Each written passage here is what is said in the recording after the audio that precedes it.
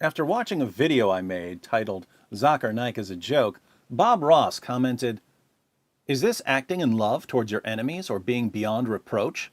Keeping your mouth free from slander to call someone a joke and make fun of your opponents? Would Christ behave this way?" I replied, "No, the man who called the Pharisees fools, hypocrites, and whitewashed tombs full of dead men's bones would never call people names. LOL. Do I detect a hint of sarcasm in my voice? Steve Muscle adds, "David, surely this is not a good attitude, my friend. The only way forward with Muslims is to love them, do not ridicule them. I hope you are hearing that I'm saying this in love. I'm convinced that ridiculing Muslims will not win them. Bless you, Steve from London." And I replied, "Odd how reality so rarely lines up with what Western Christians call the only way forward." Now, the complaint here is that I called Zakir Naik a joke. Why did I call Zakir Naik a joke? Because he's managed to convince Muslims that he's a champion debater who's taken down Christianity's top apologists when he's never faced a single experienced Christian debater. Not one. The fact that his career is based on portraying himself as something that he's not makes him a fraud. So why wouldn't I tell Muslims that he's deceived them and that in reality he's a complete joke? According to Bob Ross, I shouldn't tell them he's a joke because Jesus would never say something like that. As my comment suggests, I have no clue what Jesus Bob Ross is reading about. There were hypocritical religious leaders like Naik in the time of Jesus, and Jesus told them exactly what they were. So appealing to Jesus won't work here. What else is there? Well, according to Steve Muscle, the only way forward with Muslims is to love them and not to ridicule them. And again, he's referring to me telling Muslims that Zakir Naik is a joke. Notice that ridiculing Zakir Naik is the opposite of loving Muslims, according to Steve. I disagree completely. I regard ridicule in the appropriate circumstances as an incredibly loving act. When Jesus ridiculed the Pharisees, was he being unloving? According to Steve Muscle, he was, but I think Jesus was telling the Pharisees exactly what they needed to hear. Sadly, many Western Christians just won't listen to reason, so all I can do is testify. Or, even better, let a bunch of former Muslims testify. Name omitted because the penalty for leaving Islam is death writes, "Hi, David.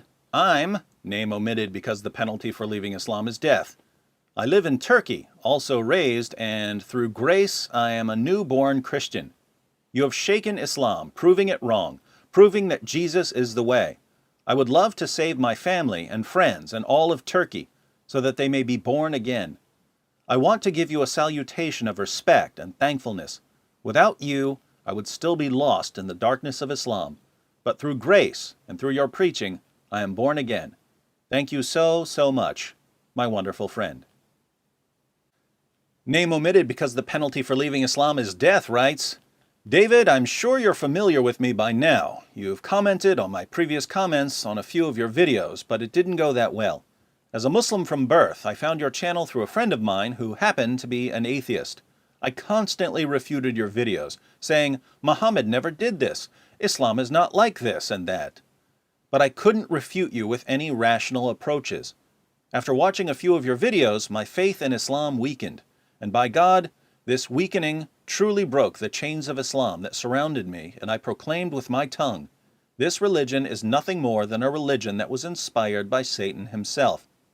So, proudly and joyfully, I left Islam about 4 to 5 days ago.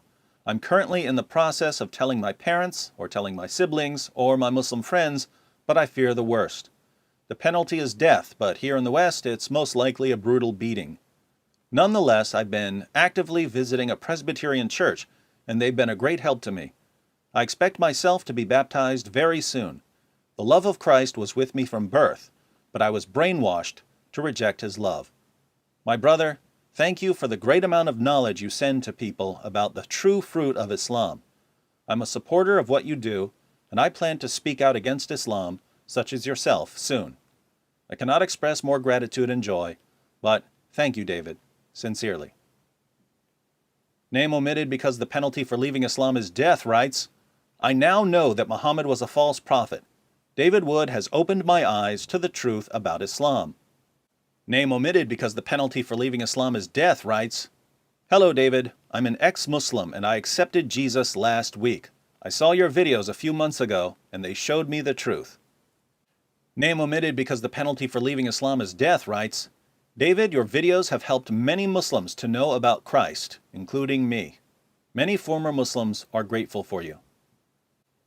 Name omitted because the penalty for leaving Islam is death writes, Well, thank you for playing a major part in my decision to leave Islam, but now what? Every day is like hell for me here, being secretly an ex-Muslim. I live in Saudi, the most extreme Islamist country in the world, where I can literally get executed for writing this comment. I can't get out of here. I legit feel my life has taken a turn to the worst. It's been really tough to pretend and to live my life wearing a mask every day. I'm feeling depressed. I wasted most of my life trying to be a good Muslim, and after I discovered the truth, I feel I'm imprisoned here. What do I do? I don't want to commit suicide, however appealing that idea sounds to me right now. I haven't been reading my responses in this video, but this is an important one. I say, Hi brother, things may be rough now, but we're the first generation of non-Muslims who can successfully deal with Islam as an ideology on a large scale. Until very recently, non-Muslims didn't have access to Islam's most trusted sources to use them against Islam, and Muslim leaders could keep Muslims insulated from criticisms against Islam. But all of the major Islamic sources have now been translated, and we can reach anyone with internet access. Since Islam simply cannot withstand criticism, Islam is going to crumble. You get to sit back and watch. As for what you should do now, here's the gospel. Name omitted because the penalty for leaving Islam is death writes, Thank you, David. You reached me through YouTube. We were lied to at Muslim schools and misled. I am very grateful to you. Name omitted because the penalty for leaving Islam is death writes, I always watched Zakir Naik videos. I thought whatever he said was truth. Now I research on what he says. You have opened my eyes, David. I left Islam too. I am free. I am Indian, so I can do anything I like.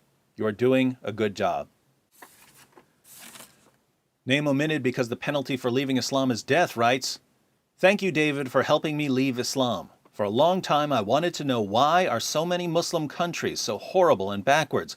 Why do so many Muslims marry their cousins? Why do so many Muslims turn to violence? Everything started to make sense when I realized Islam is incredibly wrong. I'm thinking about converting to Christianity. Once again, keep up the good work, David. Name omitted because the penalty for leaving Islam is death writes, Hello, David. I grant that you get messages like this daily, but I would like to show my appreciation to you. I'm an ex-Muslim. I left Islam in February of this year. This comment was from last year, so this would have been February of 2016. I'm an apostate. I left Islam after being unable to defend the Quran, and especially Muhammad, from the backwards, evil actions of the Quran and Muhammad himself. I found it revolting and disgusting that Muhammad pleasured himself to a 6-year-old girl, and I questioned why I follow such a man. Even so, before I left, I would stay up very late, refuting the Quranic evidence that very openly says that men are allowed to rape married females, kill idolaters, etc. This is when my faith started to slip, though it was not gone yet. But then I came across your video where you show us 10 Quran verses that justifies the actions of ISIL. Curiosity struck, and I went on to more videos, the newer and recent uploads, and I could not help but agree with you. Islam is a sadistic cult that belongs in the 1st century. If apostasy was not met by death, the followers of Islam would be much smaller than 1 billion. From an outside perspective, Islam may seem to grow fast, but on the inside, many people want to leave. I know 7 Muslim women that want to leave Islam and live a free life. However, they will get humiliated by their family and friends. I feel privileged that I'm a male. It's much easier for a male to leave compared to a female.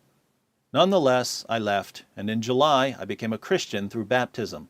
My faith now resides in the Lord Jesus. I want you to know that you have my deepest appreciation, and I genuinely respect you as an individual. I say to you, thank you for opening my eyes and the eyes of many. I was blind, but you took off the blindfold. Cheers, David. So, we've got former Muslims telling us one thing about how to reach Muslims, and Western Christians telling us something completely different. Whom should we listen to? I don't know about you, but I'm going with the former Muslims. And if you don't like it, Bob Ross and Steve Mussel, get over yourselves and get off the tracks, because there's a train coming through.